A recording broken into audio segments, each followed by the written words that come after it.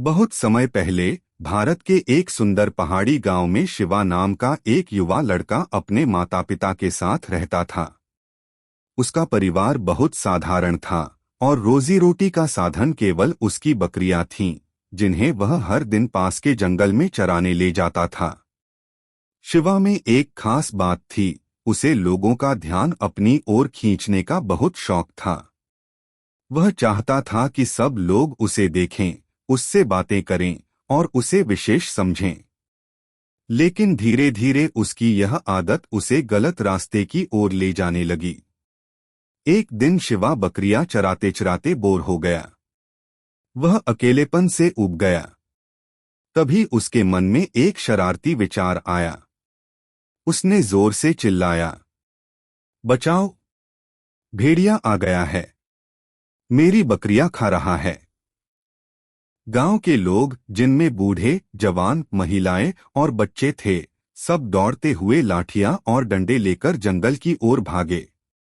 जब वे पहुंचे तो देखा कि वहां कोई भेड़िया नहीं था, सिर्फ शिवा हंस हंस कर लोटपोट हो रहा था। मैं तो मजाक कर रहा था, उसने हंसते हुए कहा। गांव वाले नाराज हुए। किसी ने डांटा, किसी ने चुपचाप लौटना बेहतर समझा।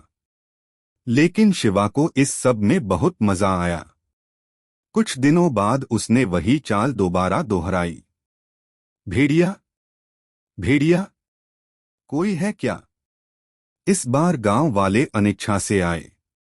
कुछ लोग आए ही नहीं, और जो आए वे गुस्से में थे। एक दिन सच में भेड़िया आएगा और कोई तुझे बचाने नहीं आएगा, एक बुजुर्ग ने चेतावनी दी। लेकिन शिवा ने उसे भी मजाक में उड़ा दिया। एक शाम जब सूरज ढल रहा था और जंगल में सन्नाटा था, वास्तव में एक बड़ा खतरनाक भेड़िया शिवा की बकरियों पर टूट पड़ा। भेड़ियों की लाल आंखें और तेज दांत देखकर शिवा कांप उठा।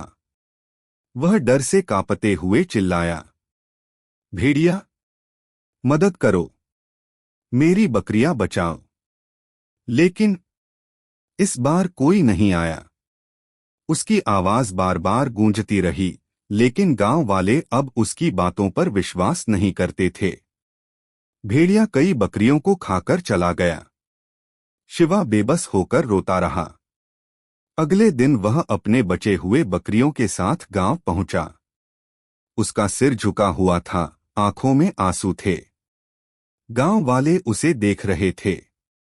शिवा ने हाथ जोड़कर सबके सामने कहा, मैंने गलती की, मैं अब कभी झूठ नहीं बोलूंगा।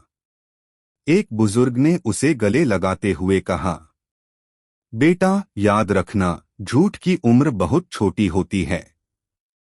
अगर एक बार भरोसा टूट जाए तो सच्चाई भी बेअसर हो जाती है।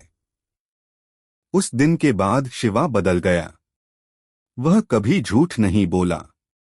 उसकी ईमानदारी, नम्रता और व्यवहार गांव में मिसाल बन गई।